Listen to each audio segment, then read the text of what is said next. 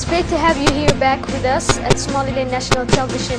This is the English news program with me, Waris Mohammed, and these are the stories making headlines.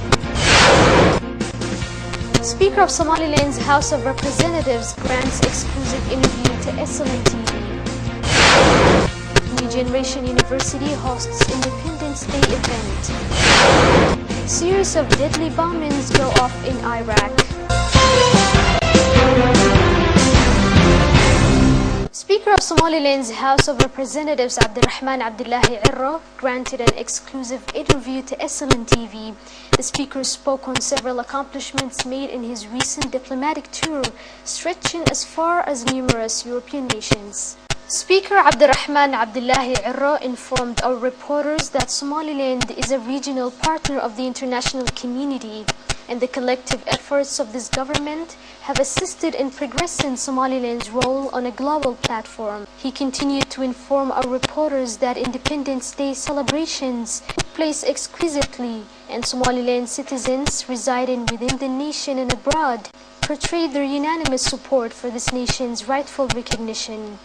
Speaker of Somaliland's House of Representatives Abdirahman Abdullahi Irro is also chairman of opposition political party Wadani.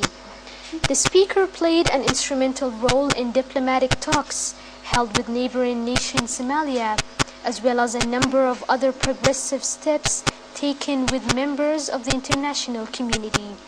New Generation University hosted an event commemorating Somaliland's Independence Day.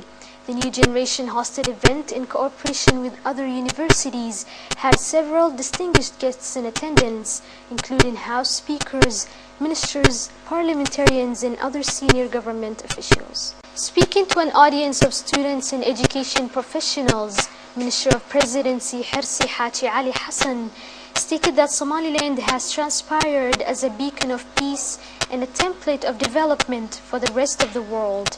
He added that it's the commitment and dedication of young minds that will shape tomorrow's progress. Minister Hirsi Haji Ali Hassan urged students to remember the great struggles many had to overcome to ensure that Somaliland continued as a peaceful and democratic nation.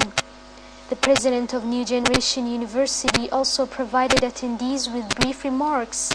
He stated that New Generation is adamant on educating young minds for a better future, and that it's days such as Independence Day that many can remember the fortunate opportunities awarded to today's youth. Other keynote speakers included Speaker of Somaliland's House of Representatives, Vice Ministers, and parliamentarians. A group of parliamentarians held a press conference to address controversial comments recently made by President of neighboring nation Somalia, Hassan Sheikh Mahmoud. The parliamentarians urged the President to retract his negative statement on Somaliland's pursuit of its rightful recognition. The President of neighboring nation Somalia stated that Somaliland citizens' Independence Day celebrations were a temporary phase, and that people should not occupy themselves with such celebratory events. Although the government of Somaliland has not released an official statement throughout the nation, governmental and non-governmental officials, citizens, and friends of Somaliland are voicing their unanimous belief that Somaliland's recognition is way overdue. Independence Day celebrations took place on May 18th, and millions of Somaliland citizens worldwide held celebrations. The parliamentarian stated in a stern and concise manner the controversial comments made by President of neighboring nation Somalia, Hassan Sheikh Mahmoud, could possibly hinder the clarification of future relations. You're still tuned into the English news program on Somaliland National Television, and now for the international headlines in detail.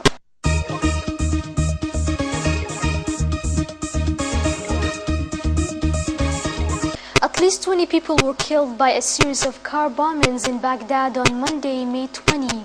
The 8 blasts mainly targeted Shiite neighborhoods of the Iraqi capital. In the southern city of Basra, 2 more car bombs left at least 14 people dead.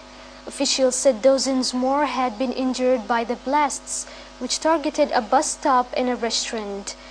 The bloodshed is linked to rising political and sectarian tension between Iraq's Sunni and Shia communities. May 17 was the bloodiest day of violence in Iraq for months. At least 60 people were killed by bombings in Sunni areas in and around Baghdad. Around 30 Hezbollah fighters and 20 Syrian soldiers have been killed in fierce fighting in Qusair since Sunday, May 19, according to activists opposed to President Bashar al-Assad. Around 30 Hezbollah fighters and 20 Syrian soldiers have been killed in fierce fighting in Qusair since Sunday, May 19th, according to activists opposed to President Bashar al-Assad. The town, which is located near the Lebanese border, had been a stronghold of opposition forces until the Syrian regime launched an offensive to recapture the strategically important town. Activists, however, said the town had not been captured. Qusair is seen as a conduit for supplies and fighters from Lebanon, which is just 10 kilometers away. For the Syrian regime, controlling it would help link the capital Damascus with its strongholds on the Mediterranean coast.